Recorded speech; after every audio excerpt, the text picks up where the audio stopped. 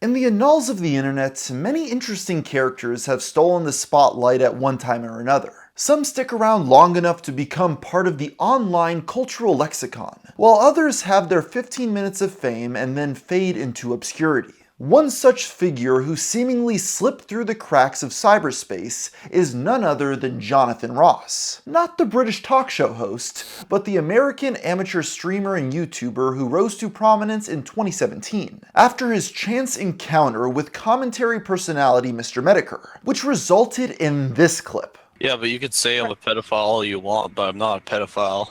Like, how the f is looking that shit up not messed up?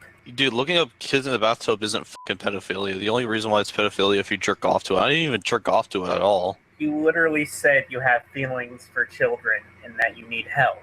Just to warn you, we're going to wade through some truly vile degeneracy. This isn't your average tale of an online personality raging at trolls over and over again. There are some awful things that lay ahead of us. But before we go any further, I just want to give a big shout out to my sponsor, Raid Shadow Legends. And yes, I am truly grateful of this opportunity. There's a reason why they spend so much money on advertising, because people actually download the game and end up enjoying it, which is why they have 4 million active users. The game is extremely robust with over 800 champions, 16 factions, 1 million builds, and 30 plus bosses. On top of that, they constantly add new updates every single month. You're able to play cross-platform with people anywhere, and you're also able to play with friends and family everywhere in the world. And if you download the game now using my QR code or clicking the link in the description down below, you have a chance of winning a gaming console or a smartphone.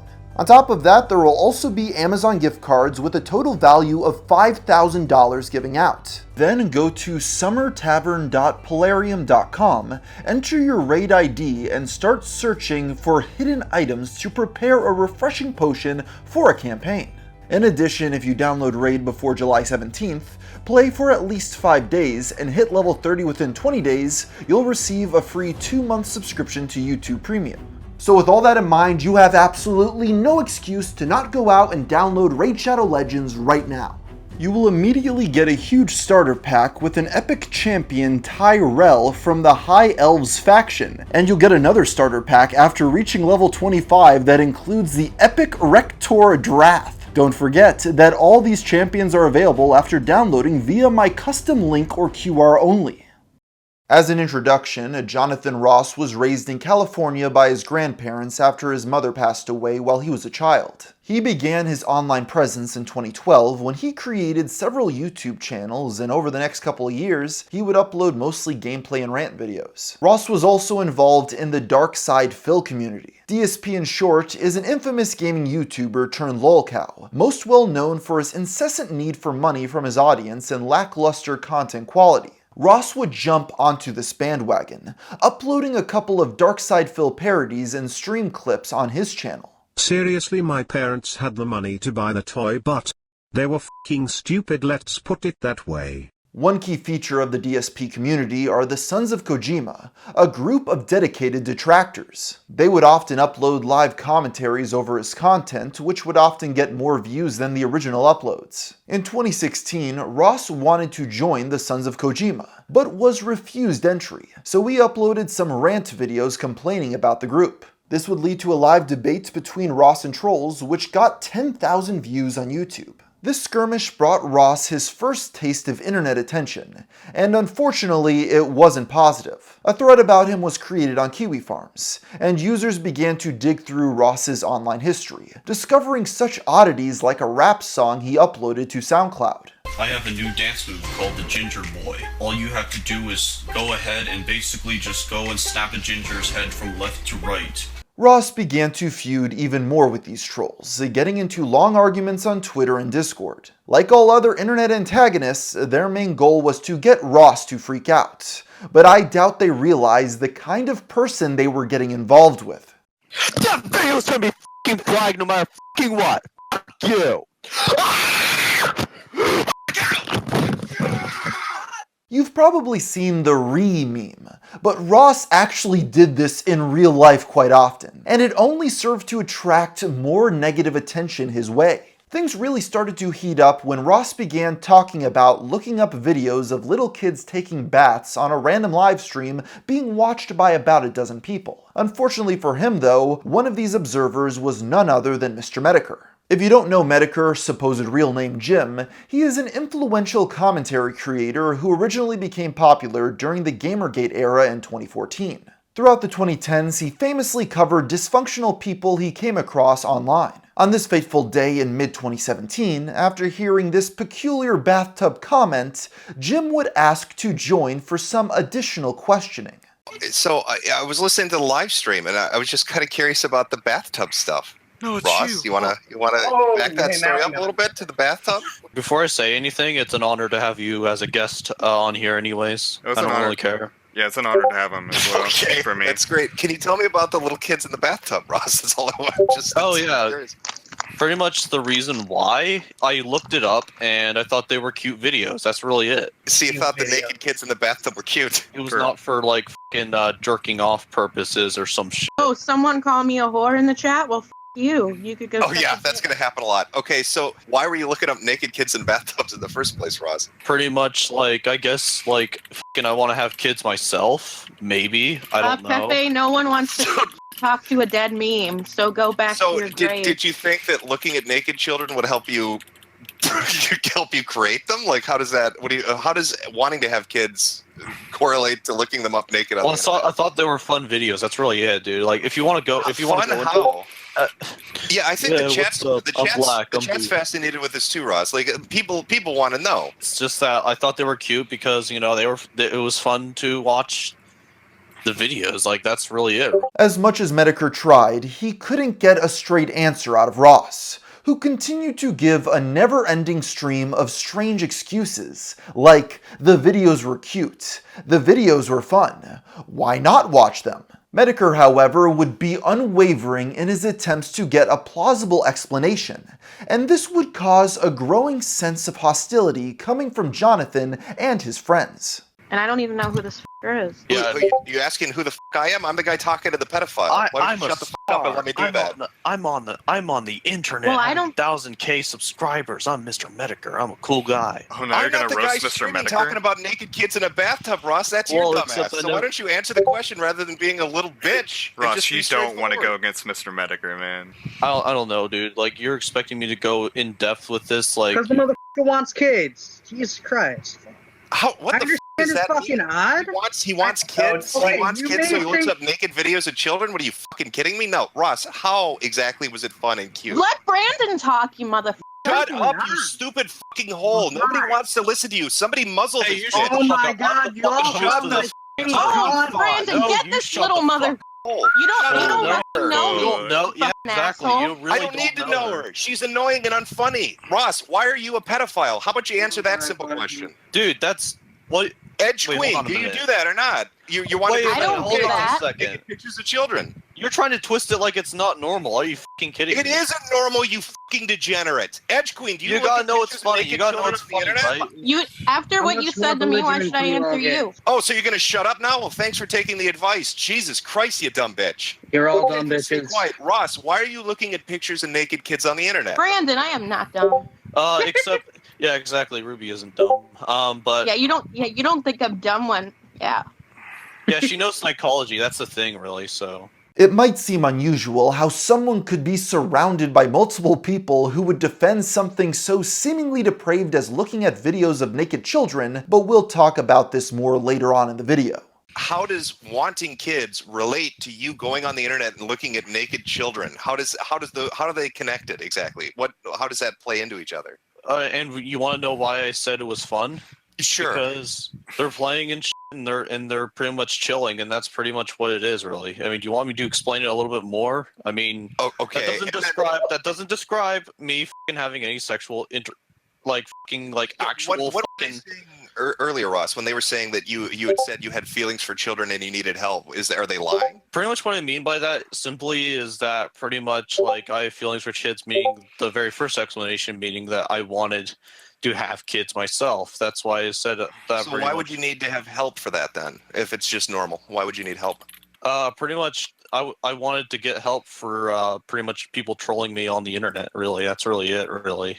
This stream would put a spotlight not just on Ross, but also his quirky online circle of friends that were defending him. Let's take a bit of time to actually go over these kooky individuals. Jetrex is Ross's oldest online friend, and he supposedly introduced the Bathtub lover to basically everyone he knows online. He defended Ross for a while, but would eventually turn on him a few months after this initial livestream. Jetrex would go on to do some incredibly horrific stuff himself in 2018, but we'll get to that later. Ruby, or as Mister Metokur so affectionately called her, Hole, had a large presence in this broadcast, jumping in to defend Ross every chance she got. The woman would attract quite a bit of attention in the Kiwi Farms thread shortly thereafter, and would eventually make her own account to defend herself, which only served to fuel the fire. Zach Lawless is a surprisingly similar figure to Ross in many ways. He was also part of the DSP community, and had a beef with the Sons of Kojima. Zach would come to Ross's defense online many times over the years, and while Jonathan was looking up videos of children bathing,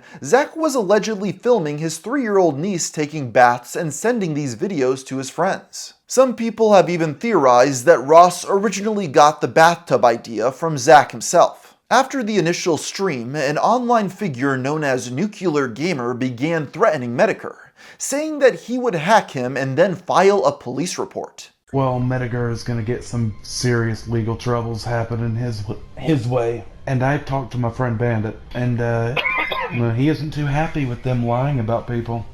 So it's either you show evidence, or you could find out what happens if you keep messing with me in my group. You just don't get to play on the internet anymore, because you will be in prison.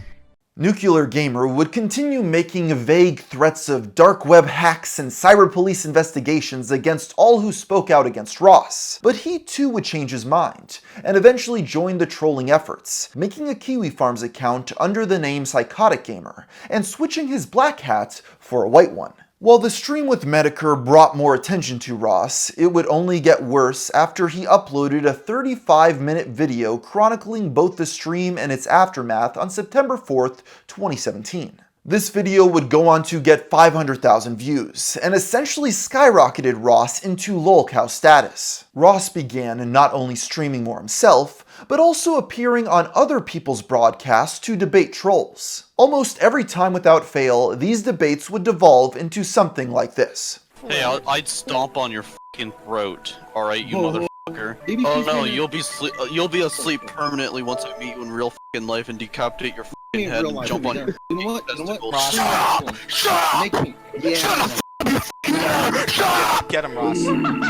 Hey, when I fucking meet your dead relatives in hell, I would legitimately torture them over and fucking over again, and I would fantasize them getting fucking tortured, and I will literally rip their fucking guts out, and I will literally go ahead and go and fucking get ready, and I will fucking tell you, if I ever met you in real life, you son of a bitch, I will find you, and I will kill you, I will destroy him! On one of these trolling expeditions, Ross would threaten to take his own life on air. He would sort of follow through with this threat, with his poison of choice being an entire bottle of Febreze air freshener. I never said this was intended to be a suicide stream anyways. This was actually fucking me just drinking Febreze.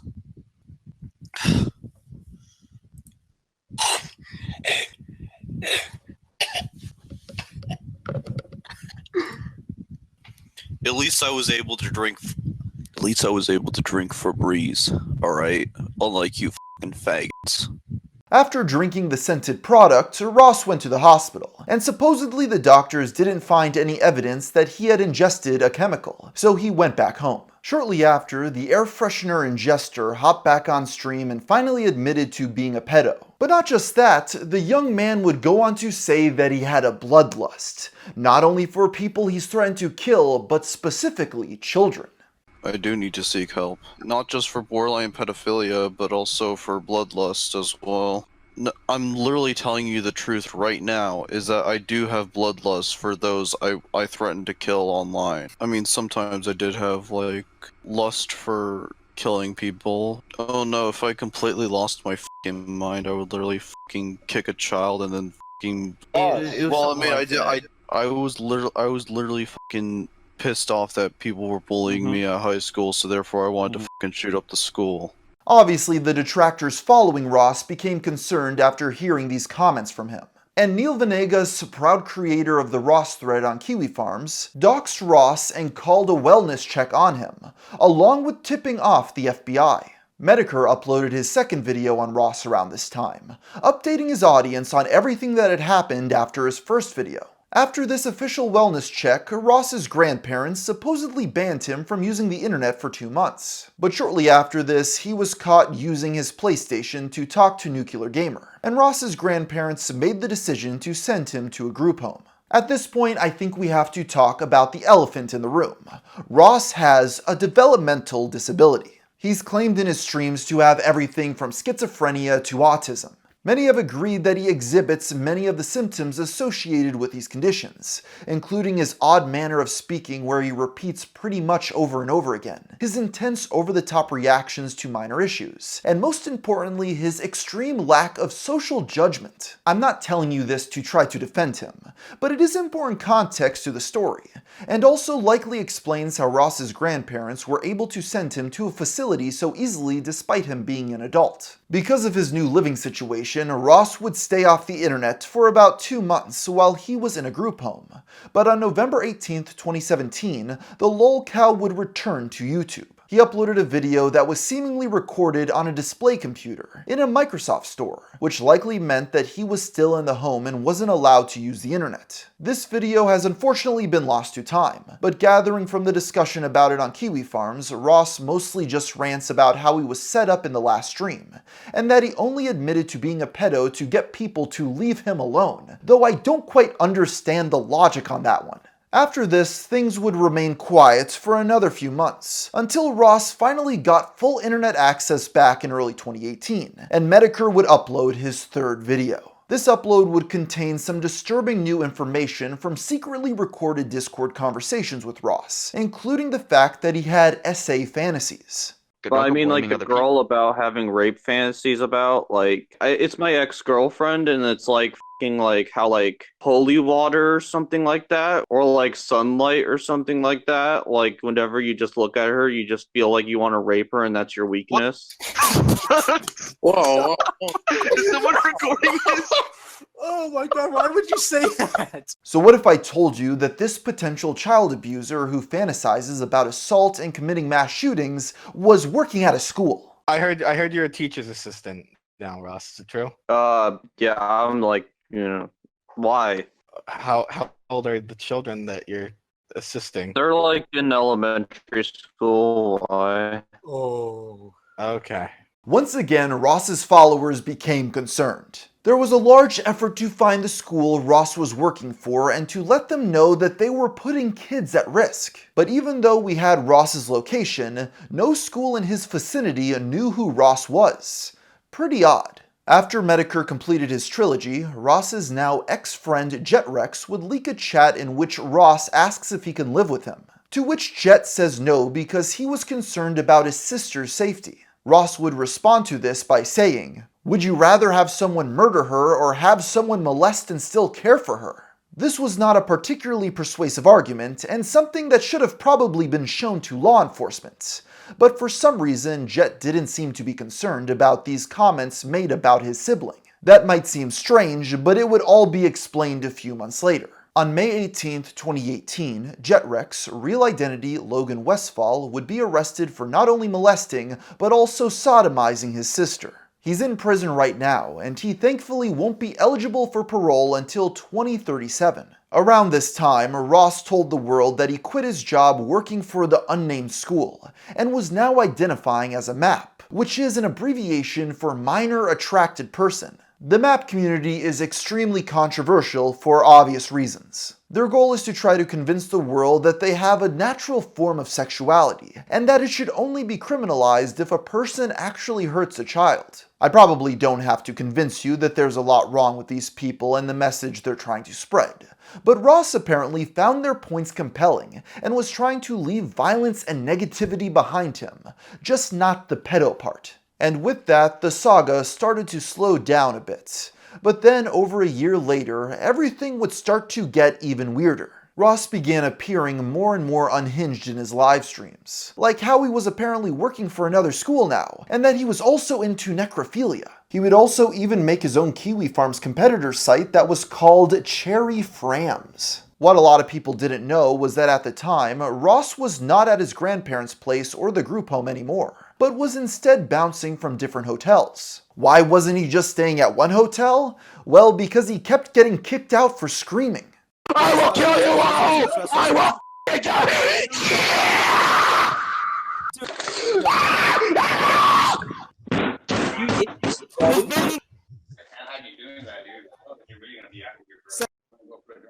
Ross would stay at a couple different places until finally one day, instead of just knocking on his door, the hotel staff actually called the police. And when the cops got there, Ross would tell them that he was viewing CP. Unfortunately, this clip is pretty bad quality and hard to make out, but we are able to restore some of Ross's conversation with the officers. I was pretty much talking about how I watched nudist pictures, and the nudist pictures contained children, copied or distributed or anything like that. But my grandmother said to never do that again. So, like, other than that, I don't have anything. But the thing is that what I did do is I looked at the thing related to the children, the nudist, and the children in the bathtub as well.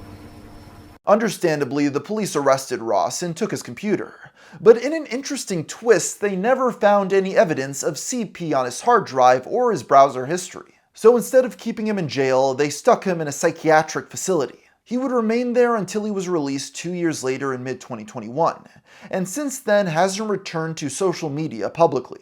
With the chronological events of Bathtub Ross out of the way, I think now's a good time to take a second to figure out what exactly happened in the story, because there are definitely some conclusions to be drawn here with hindsight now being 2020.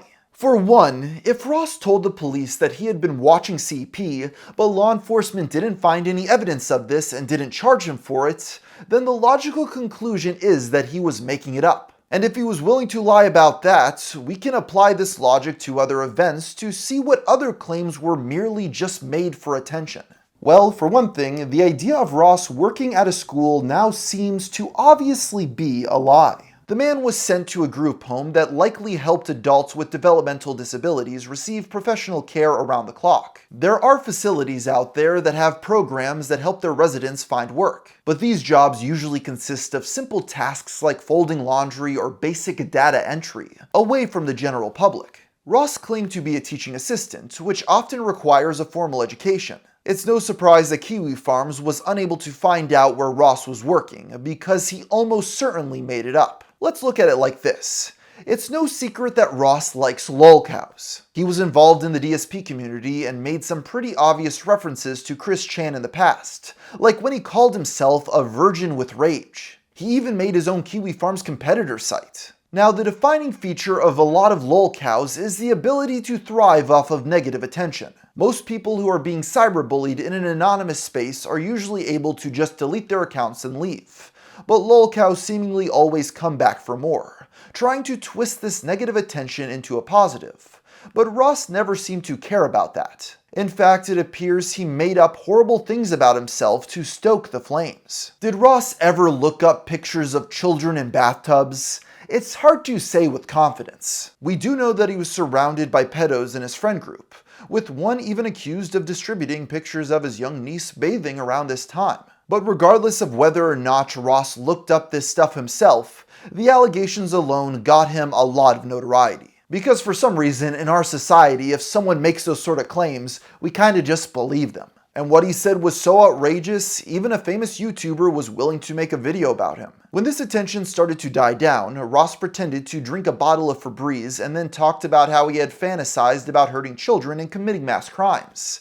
And then suddenly, he got more attention and another video made about him by the same famous YouTuber. Ross was then sent to a group home and wasn't able to post online for a while, which drastically reduced the amount of attention he was getting. So what does he do when he gets out? He tells people online that he's a pedo again, but now with the twist that he's working with children. Once again, he got more attention in another video on his misdeeds. Do you see the cycle here? After his trilogy, Metokur was pretty much done with the subject, but Ross still desperately tried to cling to whatever negative clout he had by saying he was working at a different school now, and all of a sudden was into necrophilia. As this cycle went on, Ross's mental state kept on getting worse and worse until he told police point blank that he possessed CP, which is something that would have sent him to prison if it were true.